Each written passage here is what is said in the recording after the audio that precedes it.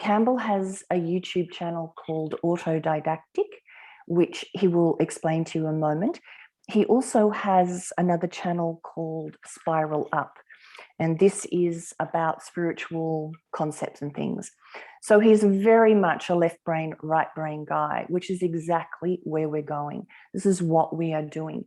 We are becoming well-rounded through having different perspectives, having an internal understanding and an external understanding, a logical, rational understanding, and a heart-based understanding.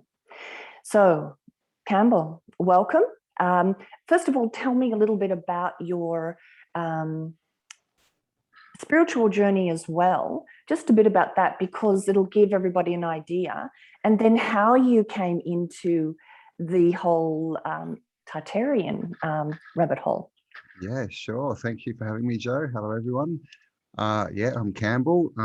My main channel is Autodidactic, and it's called that because the word autodidactic means to be self-educated, and that's a big sort of theme of mine that runs through my channels. How I got into all this is I was born into it. I was like, my first memories were basically to do along the lines of, you know, it felt like I'd bought a ticket to go somewhere. I'd got there and I'm like, this is the wrong place. But everyone around me is going, no, no, it's the right place. It's right. And I'm like, no, it's not. So that was literally my earliest memories. So, yeah, the world has never seemed, you know, I've never bought into the illusion. I've always known something was wrong, something was up. And so that, you know, was kind of a lifelong journey, and history was always a big part of it. I always just had this, I don't know, this inkling, this knowing that there were a lot of answers in history, or, you know, as I like to call it, his story, because that's what it is. It's a story that we've been given by someone else. You know, history is written by the winners. So yeah, just years and years of researching, finding out. Then when the internet came along, I was extremely happy because it made just, you know, researching and finding answers so much easier. And around 2015, I found a series called When the Survivors Wake Up, and it was by a channel called New Earth. And that was yeah, my first knowledge of a country that used to exist called Tartaria, a thing, you know, a phenomenon that we find all over the earth, which is buildings that are in the ground, under the ground, with levels under the ground, and so that's called mud flood. And then that went on to all just right into a whole narrative of history that is nothing like we've been told. And it's all, you know, this is all based on what we see, you know, evidence, and going out and finding buildings that are anomalies, and asking questions, and questioning the narrative, really. And when you do that, you find out that it doesn't hold up. So yeah, a bit of research into that. And then a few years ago, about 2.5 years ago, I just was watching a video, did a bit of research, found a star fort in the middle of the ocean, and put a video up, and yeah, the rest is kind of history. It just sort of took off straight away. And so I just, yeah, made a few more videos, and yeah. And then I started Spiral Up because I wanted to keep, you know, the history and that and the sort of, you know, spiritual kind of stuff separate. So that Spiral Up channel is about a year old now. So, but that was something I've always wanted to do. I've always felt I needed to do. You know, I've sort of, you know, had a few sort of false starts, I guess, trying to do that kind of stuff. But yeah, it seems to be going well this time. So yeah, that's the story in short, I guess. Well, I noticed how I came across the Tartaria thing was, like, I know when something is set up for me to experience on my timeline, and I just clicked a link, which took me to a link, and then I started seeing this video with no audio, just picture after picture. And I just thought, what's this?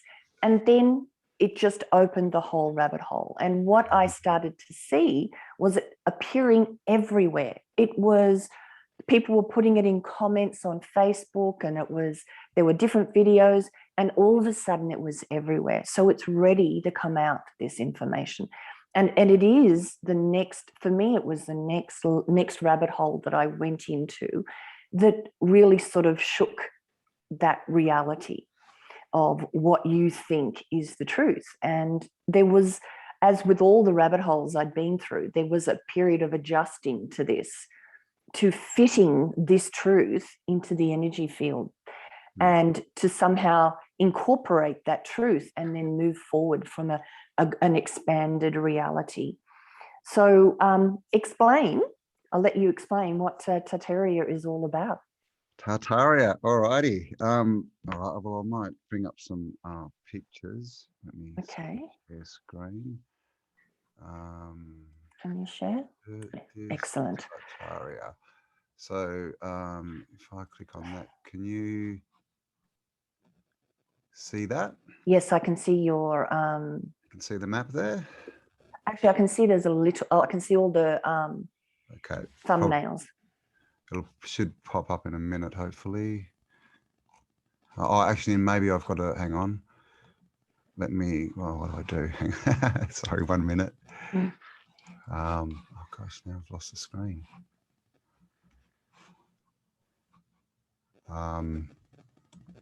Okay, here we go.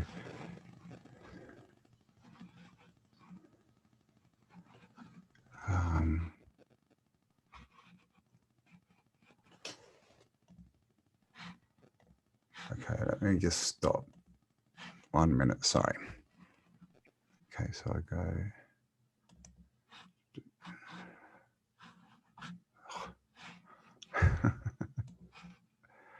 I had this all set up, ready to go, and now I've lost my file.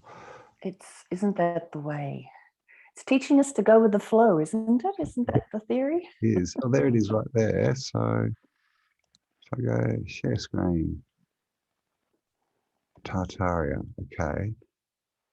Now I need to do that. And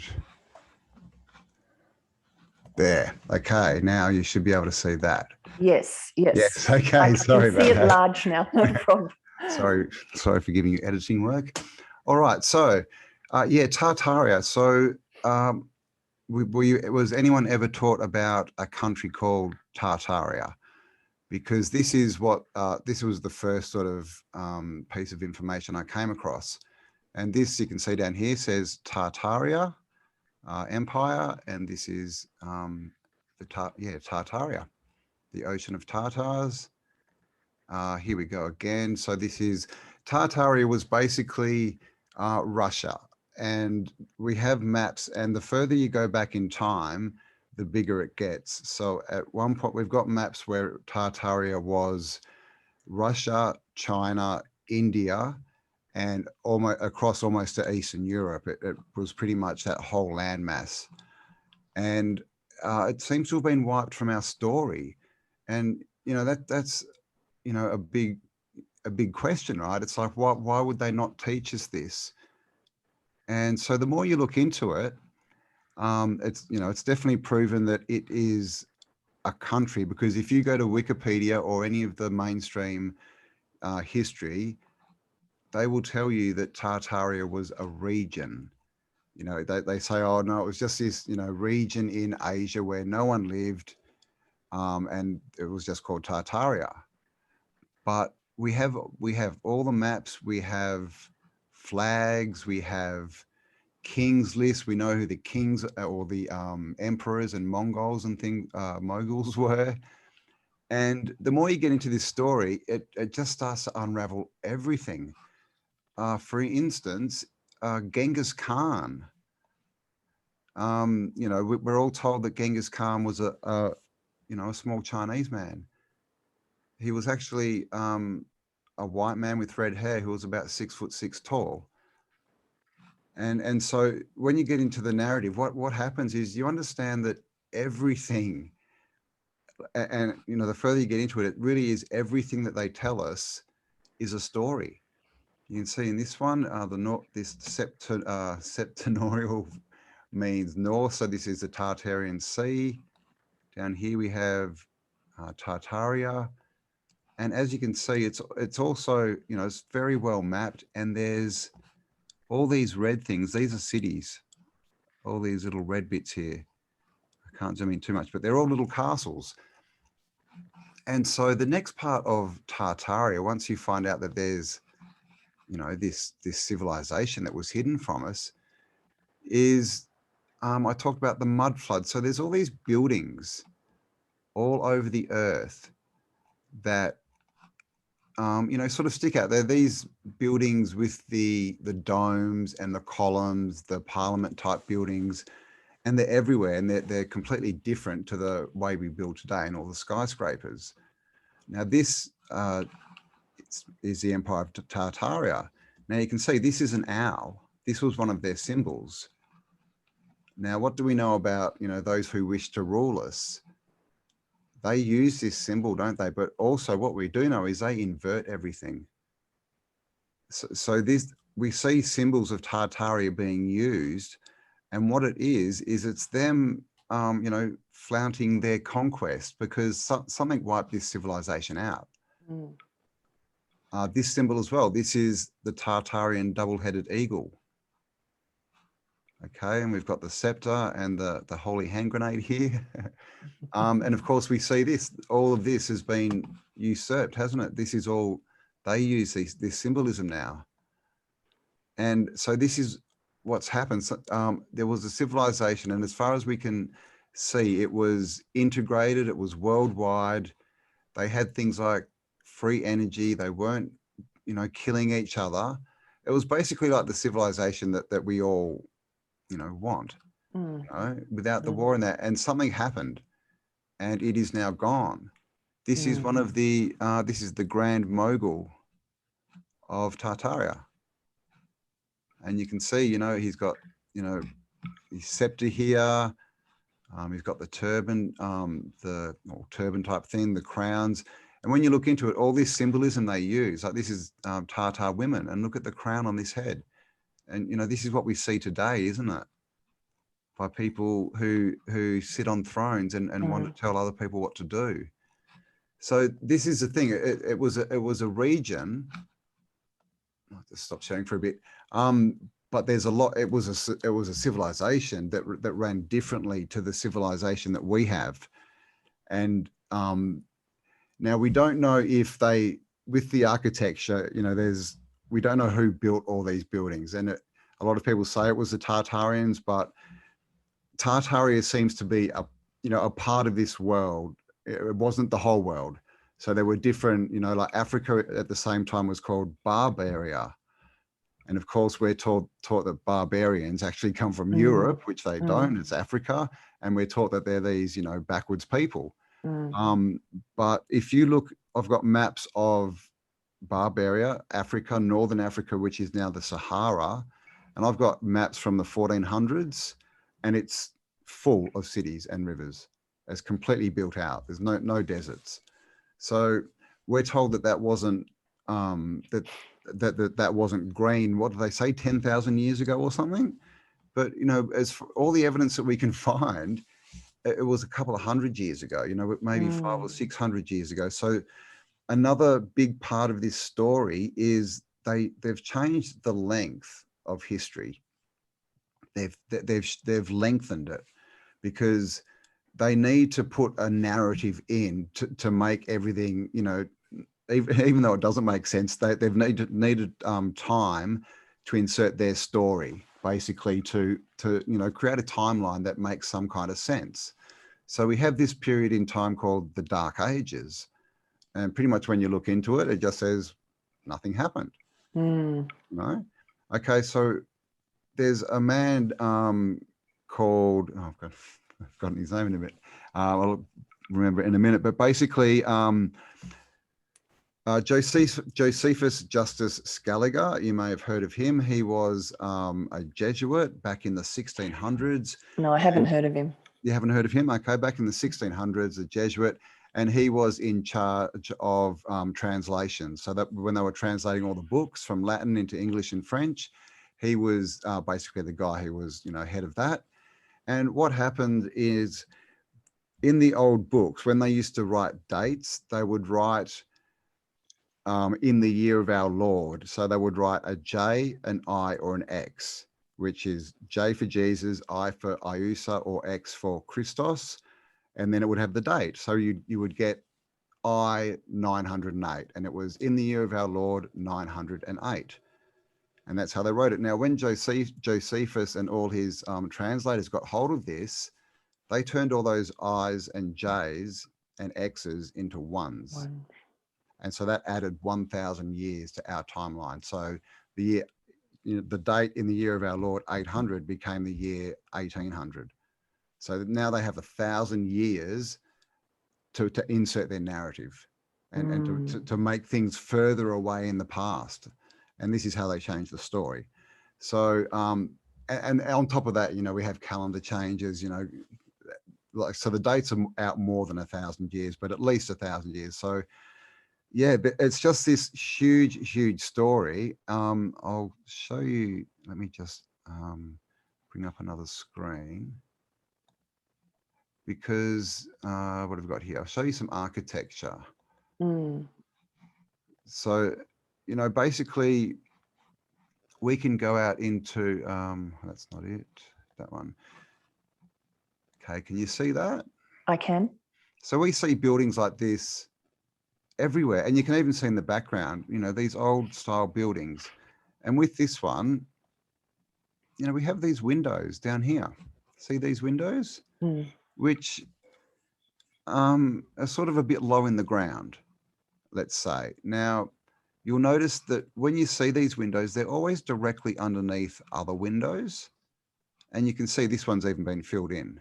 See how they've filled that in and made it smaller? And they've done that as well there. And so this architecture, the main question is, who built this and how did they build it? Because all these buildings, we're told, were built back in the 1800s, up until, some around 1900. But it's all before we had power tools, before we had cars. So this is all done on, in horse and buggy by hand. And we can't recreate this today. And you get things like this, just these random buildings that look like, this looks like a castle turret just sticking out of the ground. For what purpose? I mean, it's just, so what it looks like has happened, you can see this, it's probably not the best, but it's a lot higher up here than it is down here. So this is what we're talking about, is it looks like mud, like there's been some kind of mud flood come in and it's buried these old world buildings. And of course, we always see the domes, we see all this, all these bits and pieces sticking around, the facading, the columns, the stained glass, they've all got the same features. And they're features that we don't see today and we don't make today. And we see all this stuff and see how this doesn't look brick. You can see there's a bit of brick around there, but they don't look like brick buildings. See, they're all covered. But they are all red brick buildings, every single one of them. Every one that we can find where there's some of the facade has been chipped off, it's always red brick. And you can see right here, you can see what that, used to look like this, and it's all red brick. And just look at the brickwork there, making round circular columns out of red bricks. Like the skill and the time to go into that, and just the planning, the architecture. And of course, this is a ruin. And this is, I'm not sure what the dates, but this is probably, they'll tell us it's 800 years old or something. How did they build it? And another question is, these red bricks, everything's red brick. Where did all these red bricks come from? So this, if we chipped off some of the facade, that would be red brick. And you can even see how they've added, you can see this is just a facade in sections. They've just added it on. And it's the iron oxide, isn't it? Is it iron oxide in the red brick, and it's part of the free energy So system? Iron oxide makes them red. And there's studies going on at the moment in universities using red bricks as batteries. So there is some way to store them, because when we look at these buildings, okay, it's like, this is a, a really good example. So always we get arches, always we get these porticos, these triangles, pillars, domes, these portal windows. It's always the same features, these balls here and here and here, always the same stuff, these belfries. And of course, they're called belfries because they don't have bells in them anymore. They used to all have bells. What happened? I mean, you know, we hear about bells, so much in our stories, but what happened to them all? They all seem to have disappeared. So a building like this, we're told this is just a building built, for grandeur and because it looks really nice. But is that really the truth? Because when you look into, physics and energy and all this kind of stuff, this starts to look like a machine. Okay, so we know that the atmosphere holds energy, electricity. It's 100 watts off, meter off the ground, 200 watts, 2 meters off, and it just keeps going up higher and higher. And on all these buildings, we find these spires going up into the air. The same kind of device that you would use if you were collecting energy. We have all these balls now. Some of these people have got these balls and crack them open, and they've got mercury in them. Yeah, And I heard mercury, that. yeah. So mercury is obviously a liquid metal, but it's like an amplifier. It works like an amplifier, and it's also got a lot of strange properties. So this is a machine, as far this is what we think, that is a free energy device that was collecting energy, and so that people had free energy. And then we get cathedrals, which are a similar design, but the cathedrals seem to be more like healing centers. So this is inside a cathedral. I mean, look at that ceiling. That there's no reason to do this unless it has a function.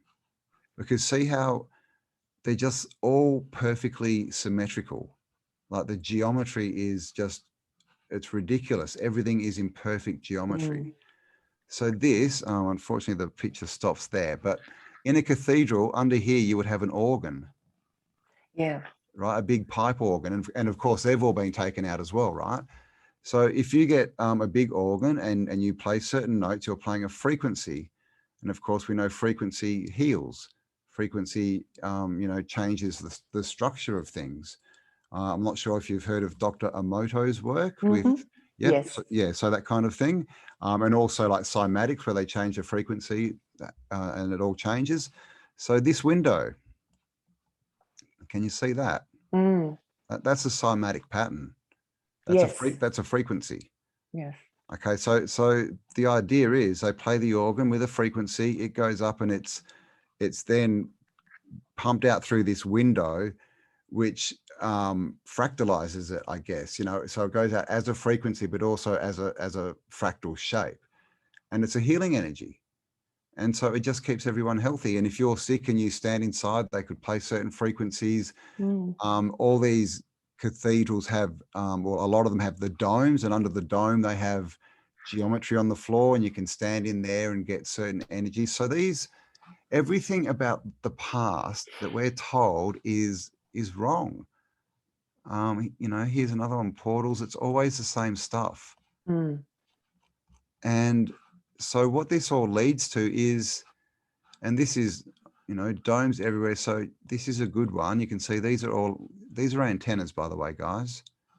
This is, it's an antenna. It is symbolic as well, but these were around long before, Christianity. This has been usurped as a symbol as well. And so if there's another one of these on the other side. So there's 4 of these columns and domes around the outside. And so if you connect the tops of these up and then you connect them to the top, what do you get? You get a pyramid. Okay, so this is a machine that's working in unison. It's all designed to grab energy and then bring it down and then push it out through things like these portals that have all been filled in. And this is the thing, that they're ripping down all these buildings, that they take, and look at this. So this is an old world building, and it's just, well, that's pretty old, but surrounded by these skyscrapers that are just squares. But again, look at these windows. In the ground. Yep. See the angle down here?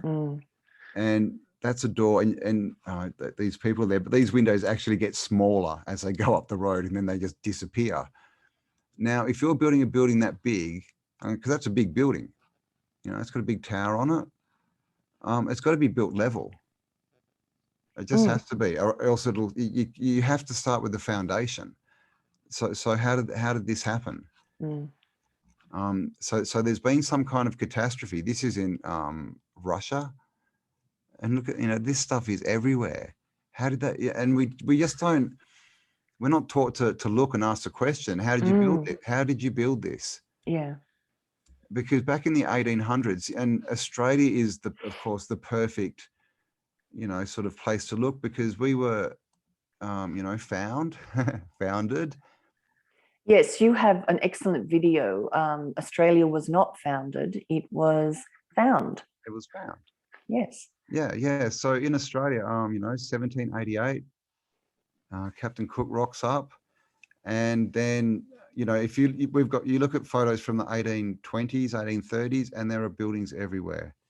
Big brick buildings, domed buildings, columns, you know, what I tend to call it old world, where a lot of people will say Tartaria, but to me, Tartaria is more of a region, and these buildings we find everywhere because we find them in Australia, and we don't have any evidence that Tartaria was in Australia at that time. So it was, and this is the thing, it was a technology that worked, and it was shared and given freely, and because it worked, everyone, you know, built the same stuff. And that's why we get, you know, stylized. So you'll get the same buildings, but they might, you know, you get like the round domes, and then you get the onion domes.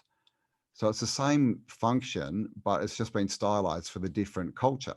And that's all it is, but they all have the same function. And yeah, we get to Australia and we get all these buildings suddenly popping up, and you look around, they don't even have roads yet. It's dirt roads. Half the buildings are buried already, half buried. But you've got to ask yourself, you know, apart from the fact there's no one here, you know, small populations, and then they're not a skilled population. They're not a population of builders. You know, half of them or more are convicts.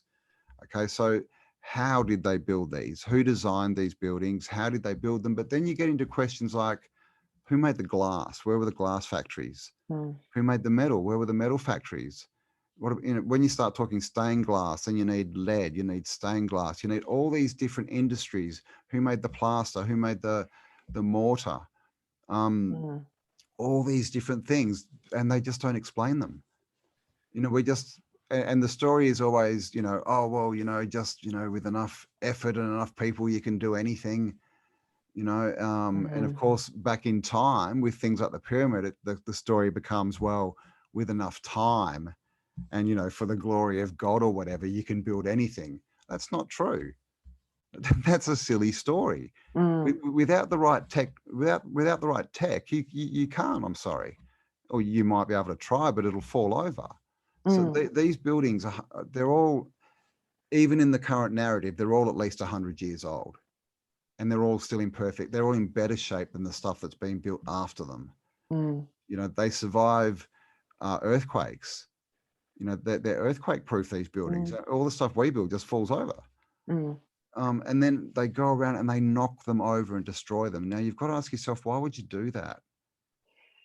You know, why? Because some of these buildings, you saw that, you know, the thickness of that wall with the red brick. Some of these buildings have walls that are like 3 feet thick. And they literally have to, you know, build bigger, you know, what are they called, like ramming balls to knock them over. Yeah. Because they can't destroy them. So they've got to put more, you know, effort and money into getting rid of them than you know, than they can ever make back. So they're clearly trying to get rid of the past.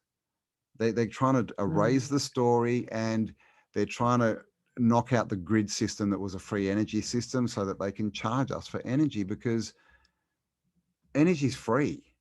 We've been taught it's not. And to the point where if you say, oh, you can get free electricity, people will think that you're a nutcase. And this is what this has been, you know, promulgated through the news and the media and everything, movies, all this kind of stuff, you know, and anyone who does come up with it, they jump on them and they make them look like idiots and they discredit them. And most of these people, and then most of them end up in jail. And then you've got to ask yourself the question, well, if they're just idiots and nothing they're saying is true, who cares? Why would they care? Why would they put them in jail? You know, who cares? If he's building some machine and he thinks it's going to be free and it isn't, who, you know, this is a thing. So we've got to ask ourselves these questions: is why do the government jump on all these things and suppress it? You know, I mean, because we know we can't trust the government, right? Well, it's a it's just, you know, what's the phrase, a cautionary tale that what's happening in the world right now, we are just accepting the narrative. Yeah. It's the same thing. We've never asked questions. We've never gone, well, horse and cart, the Arc de Triomphe. How did they build that? And it's because we just accept what we're taught in the history books and never step out and ask and look at it from a different perspective. And that's sort of why I wanted you to come on and talk, because if there's anybody that's watching this that has never asked or looked outside the narrative, that I would encourage you to, that the pictures, there are thousands of photos, thousands, lots and lots of evidence. And there are many different websites and channels that have discussed this. And it's sort of unbelievable that we've not seen this until now, you know, like, and hidden in plain sight. But it's the same thing that I understand when I work with my clients. The way the world has been sort of controlled, that extra level of control, is we are not given time. Life has been about struggle. Life has been about competition. It's about paying the mortgage. It's about paying the bills. So it keeps you in this tunnel vision to stop you from ever either looking inside at your unhealed wounds or your perspectives that are not necessarily yours. And it's the same thing on the external. So it's this whole, it really is the macrocosm of the microcosm. It's how we've been running our own lives is reflected out there and vice versa. So for somebody that's on a spiritual path, this would, I hope, sort of blow your reality out of the water, and it gives you that different perspective. But again, you know, you see the size of the people standing next to the Arc de Triomphe in, you know, whenever it was, a couple hundred years ago, and there's all dirt roads and they're in this little buggy, and then there's this humongous thing. How did they raise it? What were the cranes that brought it up? You know, it's just mind-blowing, this whole thing. And it just goes, it just keeps expanding this topic. Is, I mean, then you ask the question, why are there arches everywhere? You know, and they're all the same, right? They're just these arches. Well, they're either a single arch or they're a triple arch, like a big one in the middle and little ones on the side. Everywhere. They're actually solar markers. Which are? The sun lines up in them on certain dates. But a lot of them, they've actually moved them. They've actually moved a lot of these arches, so now they don't operate the way that it would meant to. Because you can imagine if every single arch, the sun set in them at least once a year, people would get onto that.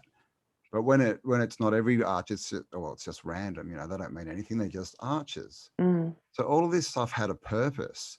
It's not just random. And we're taught. You know, it starts at school, right? You know, you go into school. The first thing they tell you is, don't daydream. Shut that right side of your brain off. Do not daydream. You know, you don't have a pretend imaginary friend. They don't exist.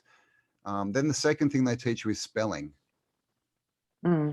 Spells, right? And this, I mean, it's right in our face. Spells, witches, spells, right? Magic. And what's magic? Magic, you know, is getting into the right side of the brain, the imagination, the imagination. And so this is what they're attacking, because that's our power. That's our true connection.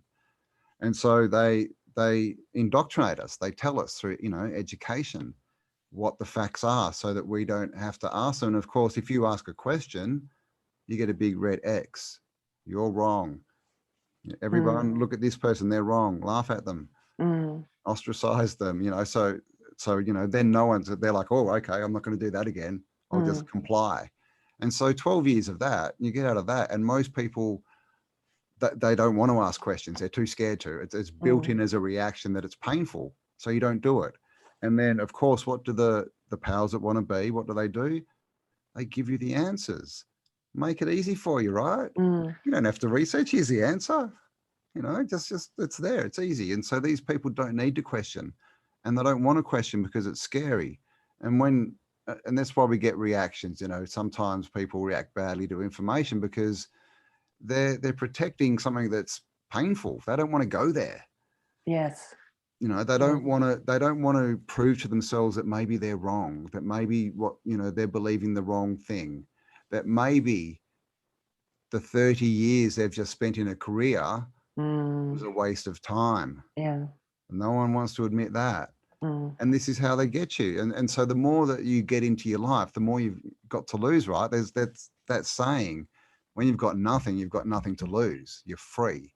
So they give us all this baggage to keep you working, right? And then, of course, you don't just have to work, because then you need the bigger house and the more expensive car, and you need to keep up with the Joneses, so you need to work harder and do all this stuff.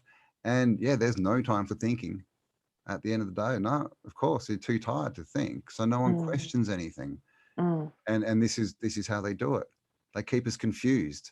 They keep us focusing on a million things at once, so that we never put our focus on what's real and see what's in front of our face. And this is how they can hide things in plain sight.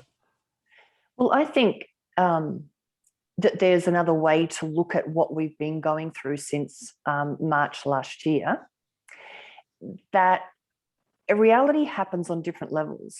Yep. And that this thing that we're going through at the moment has sort of forced people, or given people an opportunity to withdraw from all of those things that you're saying.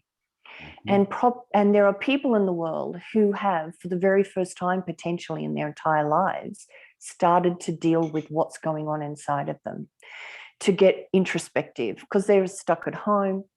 So there is always a different way, or a couple of perspectives on what's actually happening. That it is that the whole world has been forced into a retreat, a sort of a spiritual retreat. I mean, you can only watch TV for so many hours, and eventually you've got to turn it off. And all of a sudden you're left alone without those external distractions. So there has been a purposeful good, I think, in this as well. And has that been orchestrated by something greater than us? In some degree, yeah. In some degree, yes. And anyway, this is a topic where I'm moving you off into a spiritual direction. Yeah. But let's head back. Let's ask a couple of squirrely questions here and throw the cat amongst the pigeons. What do you think? Who do you think the chap named Yeshua ben Joseph is? Yeshua ben Joseph. I'm not sure that I know that name. Jesus Christ. It is Jesus. I heard the Yeshua. Yes, I was going to say, Jesus Christ is the narrative. Yes. And of course. But who he was Christ, Christ comes from the chrism oil. So it's to do with your pioneer. Yeah. So that's just a title at best, right? So as far as history is concerned, if everything's been screwed up and not given to us correctly, when did that happen? When did the disciples and all of that happen, in your opinion, in the history? So in my opinion, they've even inverted the Bible as far as the Old Testament happened after the New Testament. So it's around the wrong way. But Jesus, because all this stuff, I mean, yeah, it's a It's a big, big question. yeah, It's a it is. huge question, I But know. I think Jesus, was either real or the story is based on someone who was real, maybe a few people, or a sort of faith or, sort of way of thinking, theosophy. But I think we're talking now, if I take out the 1,000 years, I mean, in actual years, we'd be looking at, not that long ago, probably 600 to 800 years. I think, obviously before the major cataclysm that caused the mud flood, and that would have had to have been, sort of pre-1300 in our current timeline, because the age of, rediscovery with, Christopher Columbus and all this, where they went out and rediscovered all the land that was devastated. That was in the 1400s. So he was, sort of just before that period, I think. Yeah, and then there's a book called the Uralinda book. I'm not sure if you've heard of it. No, I haven't. It's spelled Oeralinda book, and it's from it's an ancient Frisian book. I'm not sure if you've heard of Friesland. Is a region that's still there. That's in Holland or somewhere up Scandinavia area. But there was also this disappearing island called Frisia. So when you start looking into these old maps, it's they just don't make sense. There's these islands up near the Arctic, and they just appear and disappear. They'll be in one map, and then you look at a map and then 5 they're years gone. later, and they're gone, and then 10 years later they're back again, and it's like, what's going on here? So there's this book, the Uralinda book, and it's says that it's the writings of the history of the Frisian people from the sinking of Atlantis. And from what I can gather from this book, Atlantis was Frisia, which is this island that disappeared. And of course, Frisia, Friesland, the land of the Frisians, it would make sense that they. And so it actually talks about the flood, Atlantis sinking, boats leaving, all this kind of, it's got a lot of ties with the Bible. And they talk about someone who was a Jesus figure who was born in India. And he was also called the Buddha by some. Okay. And he basically went across, and it's the same story. He went across, did his teachings, traveled around, died young, all this kind of stuff. So yeah, I definitely think there's an historical basis to it, but the narrative and his message is being twisted. And so, I don't want to offend anyone, but the Bible is written by men. And this is what we've got to understand. It's written by men.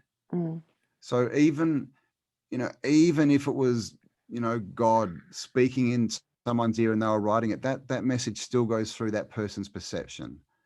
So it's still not going to be a perfect message so this is all, people's perspectives. And we know that the Bible was rewritten, 325, Council of Nicaea. There was actually a few of those, went over a few years. A lot of editing, the Book of Enoch was taken out. We didn't even know that was taken out until it was refound in Ethiopia in the 1800s. I mean, it's so we know that this story has been tampered with. They've changed it. They've done all this stuff. So there's truth in the Bible. But my advice would be to follow the teachings. Not, don't get caught up in the dogma. It's the message that's important. It's not, and they've changed it so people think they need to, go to a certain building on a certain day or else they're going to burn in hell, or they need to, wear a certain type of clothing, or they need to do these physical things, which is the complete inverse and opposite to what it's all got to do with what's inside in your heart. That's where the message is. And so, yeah, I think this is all coming out too. People are starting to look at the Vatican and all that kind of stuff and realizing what's really been going on.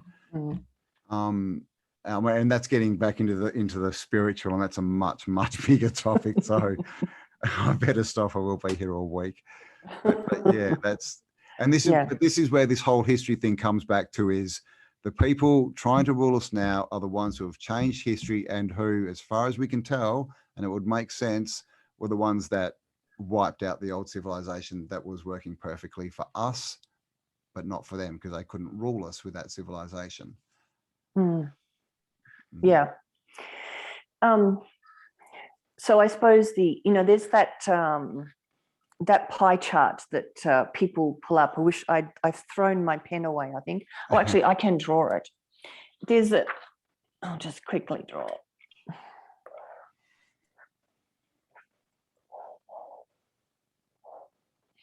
So there's this diagram. I don't know. Oh, you can't even see it, I don't think. I'll put my glasses on. Can you I see? see the writing at the top. Oh, don't worry about the writing at the top. Well, essentially, it says this much of the pie chart. This is what you know. So you know that this is your name. This is where you live. Then you know what you don't know, and you don't know how to do surgery. You don't know how to do archaeology, whatever.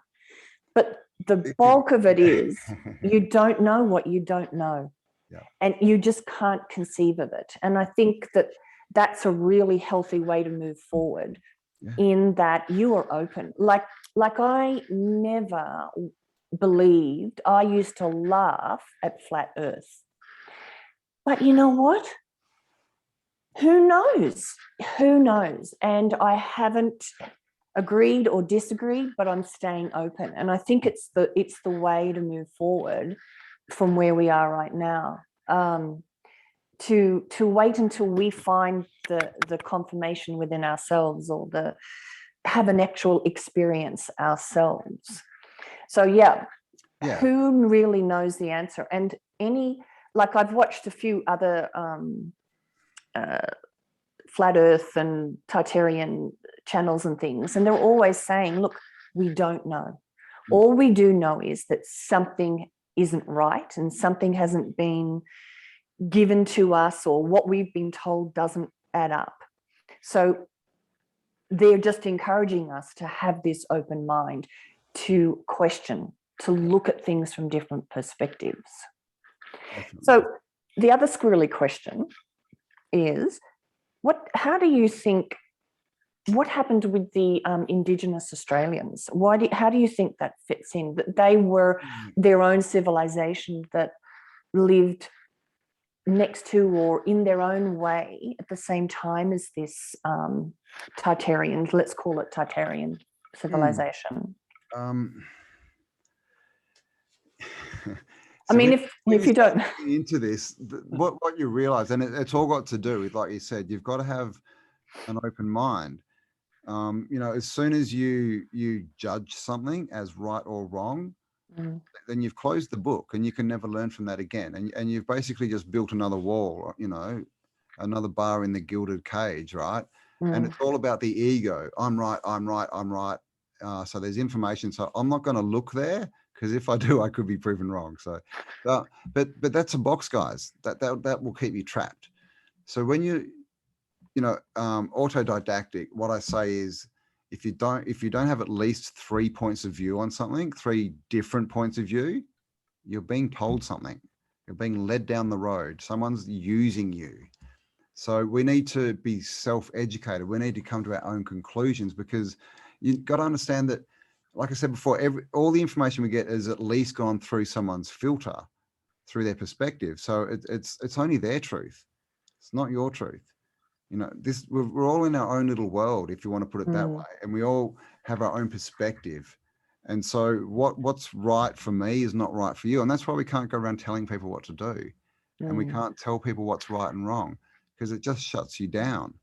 But when you're open, then you can see more. And what happens when you look into history is it just does not make sense, to the point that you'll start to understand that everything is an illusion. Everything. So if we talk about, the Australian, Aboriginals, I've got photos back in the 1800s of Aboriginals dressed up in 3-piece suits, nice moustaches, all, looking like the gentry and everything. And then next to that, you can find photos from pretty much the same time, and they'll be in a clearly staged photo. Yes, I've seen those. Front of some little humpy, little twig hut or something with a loincloth on.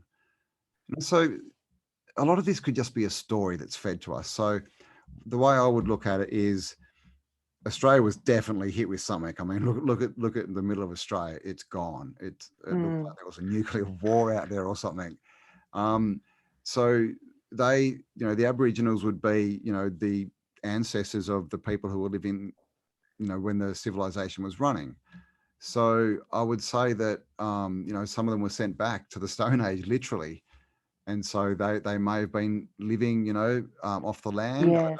I don't think it's bad, you know, I don't think, you know, because we're given this, that they were literally Stone Age people. I don't think they were that, you know, far back, but they were living off the land. But I think at the same time, there's as much, it's just as likely that some of them were living in the towns and in the buildings and using them.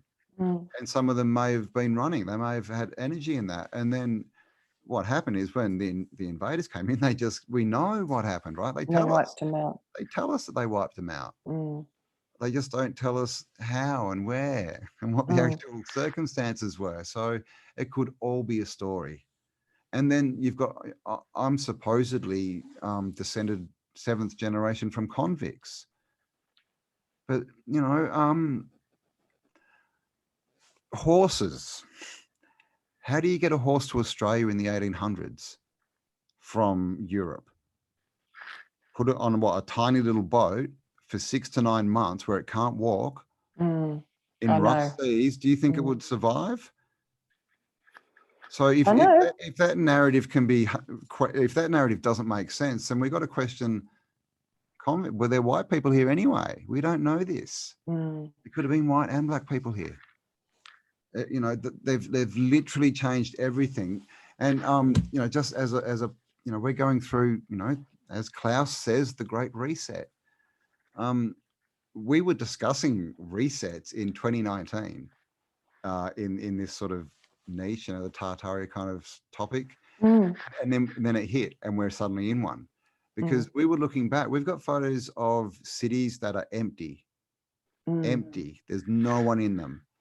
And then suddenly, you know, 5-10 years later, they are full. And we also have photos and this phenomenon of orphans. The orphan trains. And to the point where they used to have orphantariums where you could go and, I don't think they even bought the babies. I think you could just go and grab one. They just give it to you because there were all these babies everywhere and all these orphans, all these kids without parents. You know, I mean, who knows about, we don't know. This was a couple of generations ago. And so everyone thinks they know where they came from. They think they know their ancestry, but really you look into it and it seems to all stop around the 1850s. So we really don't know. It's an implanted, well, it's not an implanted story, it's an overlay. They've overlaid, it's like they've overlaid a program over our perception. And so, and that's what the story is. That's what his story is, trying to get us to believe their version of the past, which is clearly not true. It's false. And like I said, these are the same. When you get into it and you start getting other information, you know, like the people now that, you know, want you to have the Jabberwocky and all this kind of stuff, it's the same people. So people might say, why would they do that? Why would they do that? Well, I would say, why would they do what they're doing now? I mean, this is the thing, right? Look at the end game and what they're trying to achieve. Of course, I would tell you that, you know, that they would never tell us, oh yeah, you used to be all powerful and you guys built an amazing civilization. And of course they wouldn't tell us that. And, you know, on another subject, do you think that they would tell us where we live, where you are? You think, I mean, we've looked at maps and most of the maps are wrong because they still have the Tropic of Capricorn and Cancer on them. And we're all taught the Tropic of Capricorn and Cancer. But we know we've just gone into the age of Aquarius, right?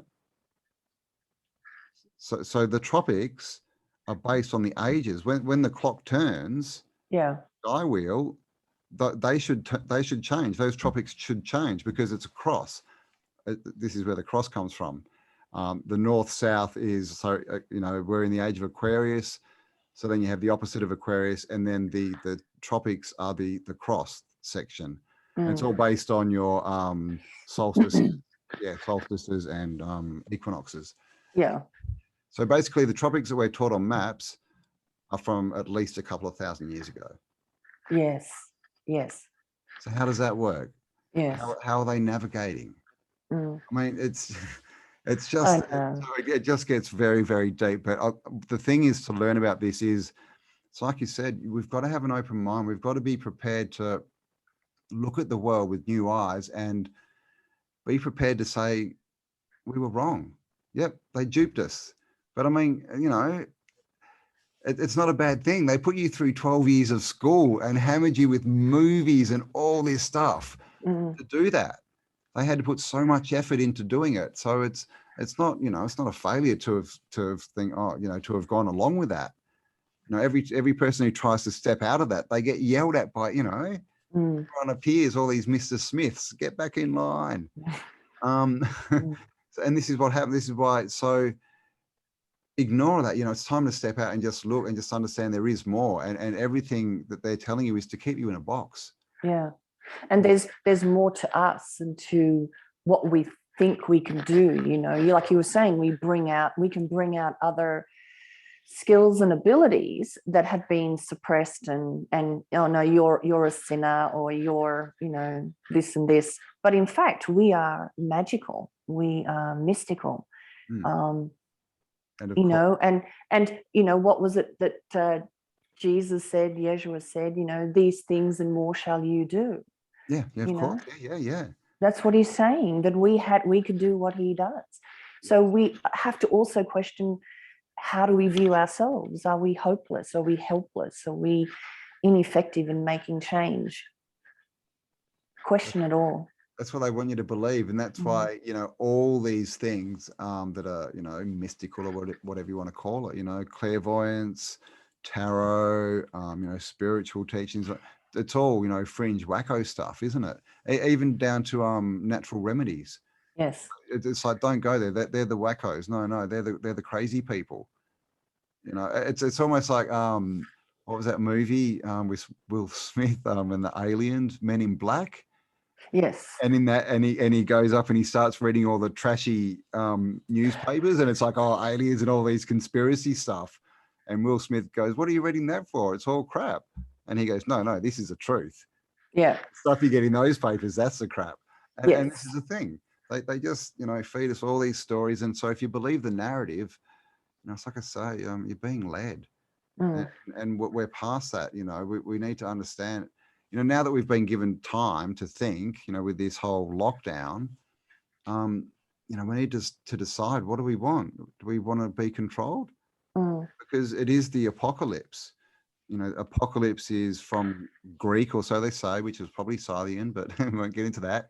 Apocalypso, the lifting of the veil, which is definitely what's happening. We're seeing everything, and just in the last 5 years, you know, Tartaria and alternative histories come out, flat Earth has come out, you know, a lot of alternative healing, you know, products and methods have come out.